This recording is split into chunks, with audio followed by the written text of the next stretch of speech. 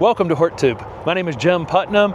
I'm here with Nicholas Staddon, and we had Nicholas in a video on a very loud show floor in Columbus, Ohio, like a year ago or something. So you may recognize Nicholas and his. But it was still fun, right? Yes, exactly, and his fantastic English accent. Nicholas, reintroduce yourself to the audience and tell folks where we are. Yeah, terrific. So first of all, my name is Nicholas Staddon, and we're in a place called Fallbrook. Fallbrook is about an hour north of San Diego in Southern California. If you could see exactly where we are, we're in a unique place. We've got the coastal ranges on my right-hand side, and on the other side of that, about 40 miles, is the Pacific Ocean. On my left is the desert. So where we are is a unique growing place. We'll get up to like 110, 115 degrees in the summer, but then what happens at night, these coastal fogs roll in and they cool all the plants down, which is why they all look so green and beautiful. It's a great growing location. The company I work for is called Everde Growers. We're a national company, and my job for them is spokesman, and every now and again I'm allowed to muddle around in new plants. Nice, nice. So I've talked a lot about Better Boxwood in several videos now. We've talked about the breeding for blight resistance, and I've talked about the fact that we have 4 different varieties right now, possibly terrific. More coming with that are various shapes and sizes. But I wanted to do a video just talking about the usefulness of boxwoods. Yes. So as we travel, Steph and I do a lot of traveling, and we're in Los Angeles, and you're walking down a street in Los Angeles, and you see the boxwoods, and you go to New York, and you go to, doesn't matter where you go. How people use them. Right, they use them in all different ways. So what are some of your thoughts on that? Jim, thank you. But boxwood is an extremely versatile plant. They can be used in containers, so they can be used to be put on the entranceway to adorn an entranceway. They can be used in a vegetable garden, so as you're going into the veggie garden, you can walk past your boxwood. You can actually make topiaries out of them. So if you really want to have some fun with your pruners, you can make them into a spiral. Maybe we could do a video of that one day. That'd be fun. If you have a vegetable garden, if you have a cutting garden, if you have a herb garden or a rose garden, in Europe it's very traditional to use boxwoods as the edging around. So roses, all these types of plants are very compatible with boxwood. The other great thing is their watering needs and their soil needs are the same of a lot of vegetables, roses, that sort of thing. There's so many uses, it's fantastic. It is, and we were talking about before we started shooting the video how green these are. So you need a comparison. Really, we don't have a comparison to sit here. We'll find a comparison today. But as we started growing these boxwoods, it's like living with someone. When you're dating someone and when you're living with them, it's 2 different things.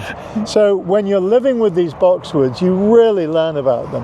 One of the extraordinary things we've noticed is how green they are. They're much greener than many of the other japonica varieties. Whether you're in Southern California or somewhere else in America, a lot of boxwoods tend to brown out in the wintertime. We've noticed they're like British racing green. And if you don't know what British racing green is, Google it. I mean, it's really green.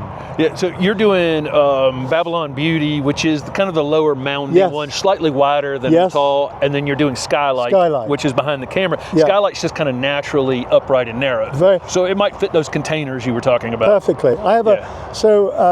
We have a big event out here called CAST, California Seed Trials, happens once a year. Jerry Pittman, who works for the company that bring these to market, along with Jim. He gave me a couple of plants 2 years ago at the CAST event. So now I was given a 2-gallon size plant. So here we are 2 years on. I have a Skylight, which is this tall. It's this wide. I've never pruned it. It's got the most exquisite, unique, upright form. Yeah. It's really cool. It's a great plant. It's a great plant. It's very versatile too. I think you could box it off if you wanted to, but just naturally it's going to want to kind of come up on its own. Yes. And then if you're doing that, if you got that low foundation space, then Babylon Beauty. So you can, pick from the 4 varieties the one that's going to match the space. So if you got the low foundation, if you've got that tall, narrow, you want to do a corner foundation piece, Skylight's probably the one. So Skylight is great. So if you have a hard corner, the edge of the house, something like that you want to soften, Skylight is a perfect plant. Skylight is probably going to end up around 6 to 8 feet tall over a great many years. I mean, a great many years. And the other thing that's terrific about boxwood is they're so long-lived. I mean, it's amazing how long a boxwood will live for. I've seen boxwood probably 20, 30, 40 years old. And I'm expecting exactly the same thing from this crop. And I tend to say on a lot of our ornamental horticulture that a lot of our shrubs, you get about 25 years out of. You know, perennials, you get about 3 years before you have to divide them. 3 to 4 years. And then shrubs, you tend to get about 20 years, I can tell they're tired. Boxwoods don't have that. Agreed. Okay, and then trees you want to plant forever, but you know there is like a time limit on a lot of these ornamental horticulture things. But not boxwoods. Agreed. Do you want to know something really interesting about boxwood? Sure. Here, so all of you at home who are watching this movie, boxwood is literally the plant of royalty, the plant of kings.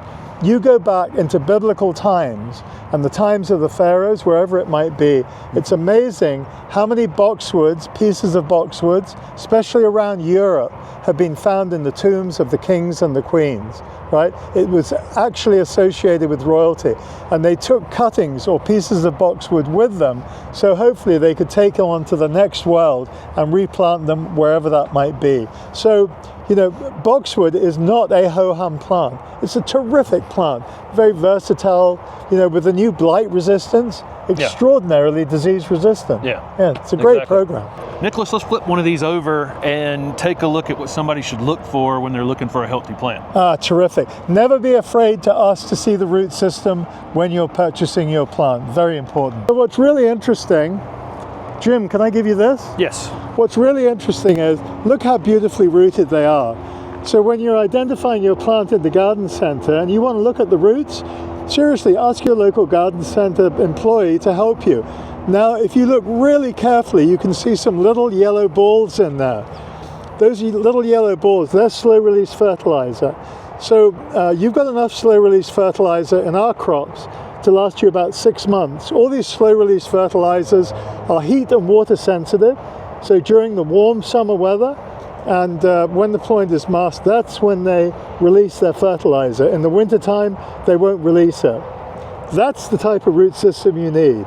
Well, awesome. Thank you so much, Nicholas, for talking about boxwoods. Always a pleasure. Always. Thank you. Thank you. Thank you, guys.